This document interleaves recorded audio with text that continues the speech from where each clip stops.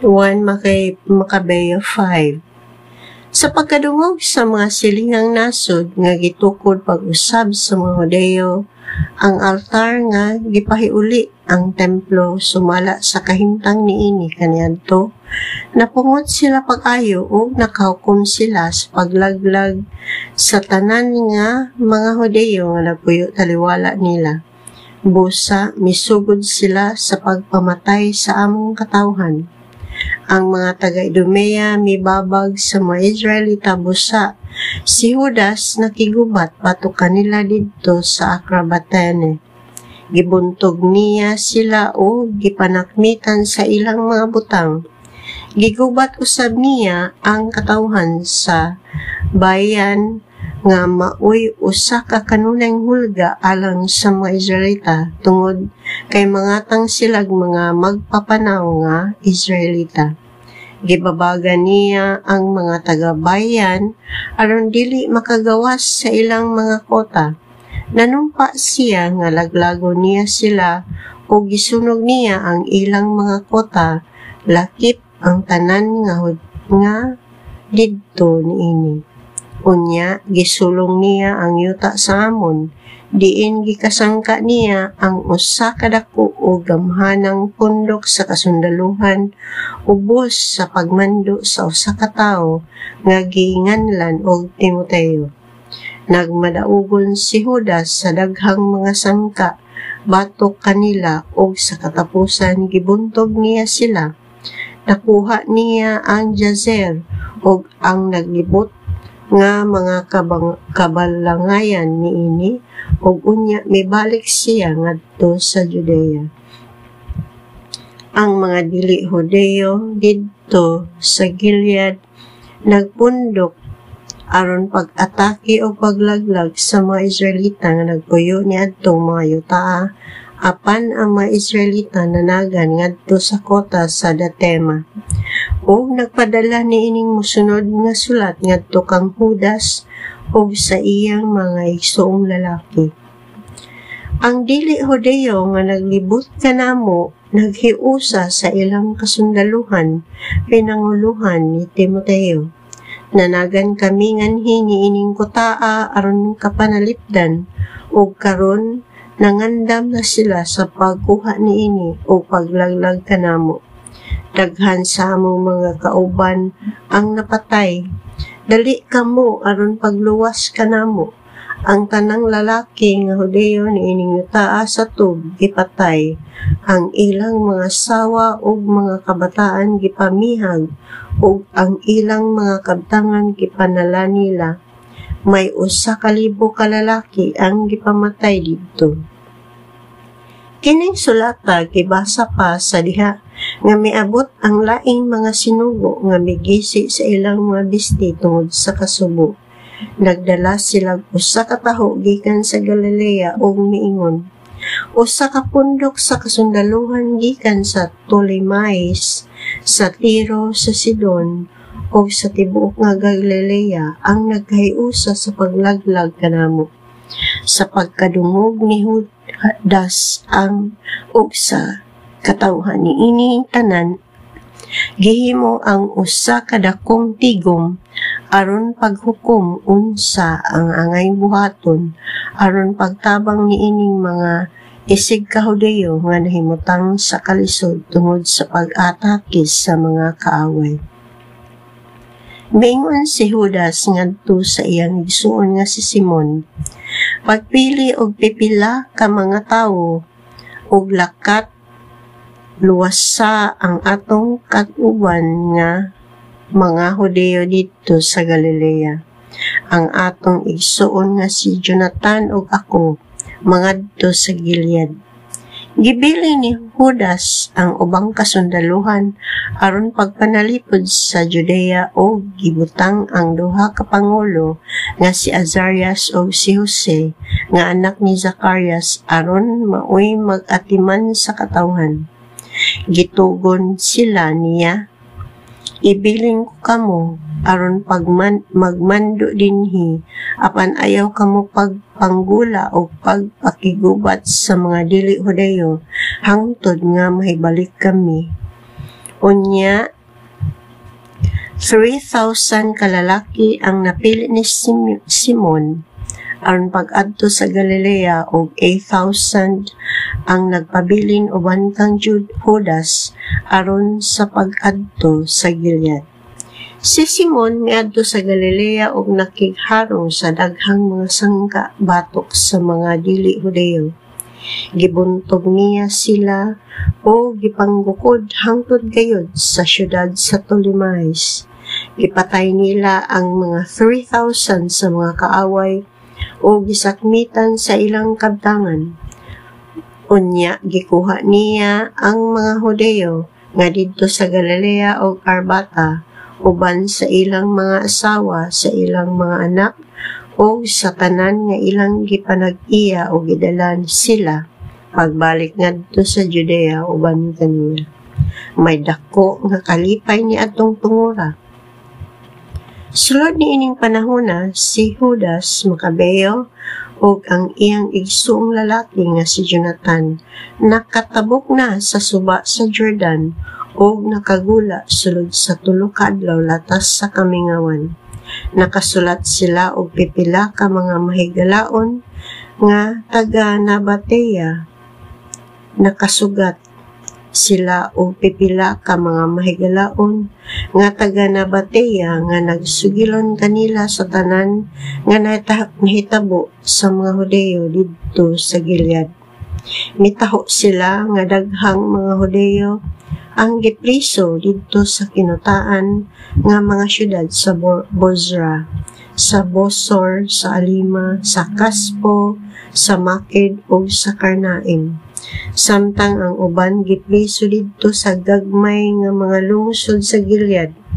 Mitaho usab sila nga ang kaaway naglaraw nga sa sunod adlaw atakihon nila ang mga kotas sa mga Hudeo aron paglaglag sa tanan nga mga Hudeo sa usa lamang kaadlaw. Busa si Judas ug ang iyang kasundaluhan mibalik sa walay langan ug miatake sa Bozra sa dalan sa kamingawan. Giilog nila ang lungsod ug gipatay ang tanang tawo didto. Gipanakmitan nila ang mga kabtangan sa lungsod o gisunog kini. Mibiya sila didto sa pagkagabi o miadto sa mga kota sa Datema. Sa pagkakaadlawon, nakita ni Judas o sa iyang mga tao ang usa ka dakong pundok sa kasundaluhan nga nag-atake sa kota o naglaglag nga daghan mga tungtunganan sa pag-atake o mga igdudumbol nga mga kahoy aron pag-ilog sa mga kota. Sa pagkadungog ni Judas sa kasaba, sa mga singgit, ug sa tingog sa mga trompeta nga nagakan sa syudad, nakaamgo siya nga ang gubat misugod na busa. Miingon siya ngadto sa iyang mga tawo, "Pakigubat kamo karong adlaw alang sa atong isig ka Hudeo." Gimanduan niya ang laing iyang mga tawo sa paggula sa 3 ka laray o sa pag-atake sa kaaway gikan sa luyo. Sa ilang pag-asdang, gipatingog nila ang mga trompeta o naninggit sila sa ilang mga pag-ampo. Sa pagkakita sa mga kasundaluhan nga ubos sa pagmando ni Timoteo nga si Judas Macabeo kadto, ang mga sundalo na nibog ug nanagan. Gibuntog sila ni Judas og niadtong adlaw, mga 8,000 katawo ang ilang napatay. Unya, giatake ni Judas ang lungsod sa Alima og nakuha niya kini og gipatay ang tanan nga mga lalaki didto. Gisakmitan niya sa mga kabtangan ang lungsod og gisunog kini. Gikan didto mipadayon siya o giilog niya ang Kaspo, ang Maked, ang Bosor, o ang uban nga mga lungsod sa Gilead. Humaniini gitigom ni Timoteo ang laing kasundaluhan ug nagkampo siya at bang sarapon sa tampi sa usa ka suba. gipadad-an ni Judas og pipila ka mga tawo aron pangispiya didto sa kampo ug mibalik sila pagtaho kaniya nga ang tanan nga dili Hudeyo niadtong yutaa nakig-abin kang Timoteo og naghimo sila og usa ka dakong pundok sa kasundaluhan. Si Timoteo nanglista usab og sinuhulang mga sundalo nga Arabo aron motabang kaniya og kini sila nagkampo sa atbang nga tampi sa suba. Andam sa pag-atake nga ang Judas, busa miadto si Judas aron pagsugat kanila alang sa gubat. Sa nagkaduol na sa suba si Judas ug ang iyang kasundaluhan, si Timoteo miingon sa iyang mga opisyal, kung magpadayon siya pagduol o pagtabok sa suba, dili kita makahimo sa pagsukol sa iyang atake o pildihon kita niya. Apan kung mahadlok siya o muhunong sa pikas tampi sa suba, mutabok kita aron pag-atake o pagbuntog kaniya. Sa pag-abot ni Judas sa tampi sa suba, mimando siya sa iyang mga opisyal nga walay tugutan sa paghunong kundili magpadayon ang tanan ngadto sa unahan alang sa gubat. Si Judas mao ang una nga mitabok sa suba aron sa pagpakigbatok sa mga kaaway ug ang tanan niyang mga tawo misunod kaniya.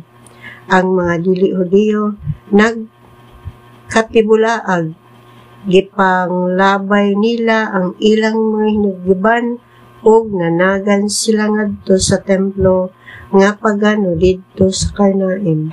Apan giilog ni Judas ug sa iyang mga tawo ang syudad o gisunog ang templo lakip ang tanan nga didto niini. Sa pagkapukan na sa Karnaim o nga dili Hudeyo o ang mga dili Hudeyo wala na makasukol kang Judas. Unya gitigom ni Judas ang tanang mga Hudeyo didto sa Gilead o gidala sila pagbalik uban kaniya ngadto sa Judea. Usa kadto kadakong pundok sa tanang matang sa katawhan uban sa ilang asawa o kabataan o sa tanan nilang kadtangan. Nanglakaw sila hangtod sa Efron, usa kadako ug maayong pagkapanalipod nga lungsod. Dili kini mahimo nga libutan sa bisan diing kilid ug ang dalan naglatas gayud sa taliwala sa lungsod. Apan ang mga tao didto wala motugot nga moagi sila o gibabagan nila ang mga ganghaan sa lungsod o mga bato. Unya gipadad-an sila ni Judas og usa ka mahigalaon nga mensahe nga nag-ingon, tuguti kami pag-agi sa inyong yuta aron sa pauli ngadto sa amo. Walay usa nga magdagmal kaninyo kay igo lamang kami nga moagi. Apan midumili gihapon sila pag-abli sa ilang mga ganghaan. Busa giingnan ni Judas ang tanan didto sa pundok gawas sa mga manggugubat sa pagkampo sa dapit diin sila mahimutang. Ang mga manggugubat nga mga lalaki gimanduan sa pagpahimutang sa ilang mga luna o sa pag-atake sa lungsod. Nakigubat sila sa tibok adlaw o tibok gabi hangtod na ilog nila kini.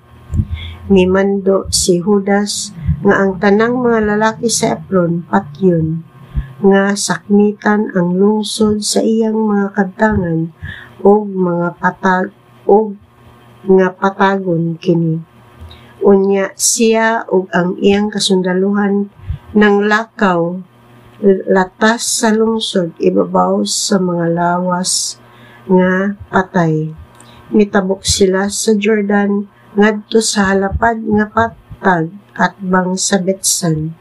Sulod sa tibuok nga panaw alalayan ni Judas ang mga naulahi o gidasig niya ang katawhan hangtod miabot sila sa yuta sa Judea. Uban sa pasalamat o kasadya, nanungas sila ngadto sa bukid sa Sion o nagsakripisyo o mga halad nga sinunog tungod kay nahibalik sila nga walay kabilinggan o walay napildi bisan usa ka tawo. Samtang si Judas o si Jonathan didto sa Gilead o ang ilang igsong lalaki nga Simon nag-atake sa Ptolemais didto sa Galilea, si Jose o si Azarias ang mga pangulo sa kasundolohan nga didto sa Judea, nakadungog sa ilang maisog nga mga binuhatan o kadaugan.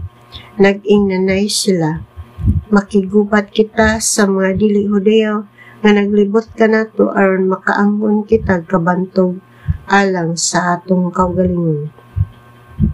Busa sila o ang ilang mga tawo miatake sa Jamnea.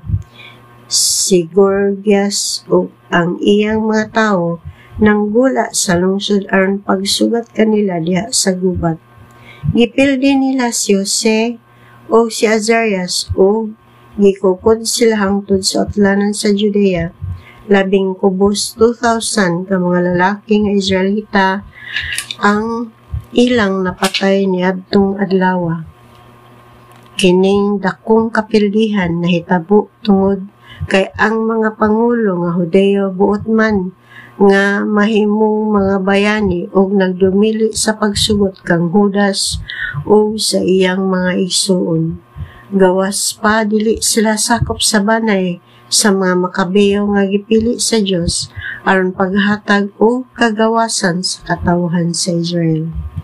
Apan si Judas Makabeyo ug ang iyang igsuon nga mga lalaki gitahod pag-ayos sa tanang Israelita ug sa tanang dili Judeo sa pagkadungog sa mataw sa ilang kabantog dakong pundok sa katawhan ang nagtigom aron pagdayeg kanila. Unya si Judas ug ang iyang maigsuon nakigubat batok sa mga taga-Edom ngadto sa habagatan. Giatake niya ang Hebron ug ang naglibot nga mga lungsod. Giguba niya ang mga kota niini o gisunog niya ang mga tore nga naglibot niini. Unya migula siya ngadto sa yuta sa mga Filistihanon ug miagi latas sa Marisa.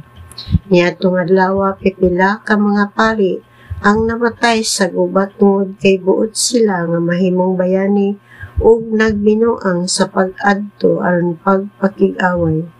Si Judas miliko ngadto sa Asdod sa Filistea. Giguba niya ang mga altar, gisunog ang mga larawan sa mga Diyos-Diyos, gisakmitan niya sa kabtangan ang mga lungsod, o unya, may balik siya ngadto sa Judea.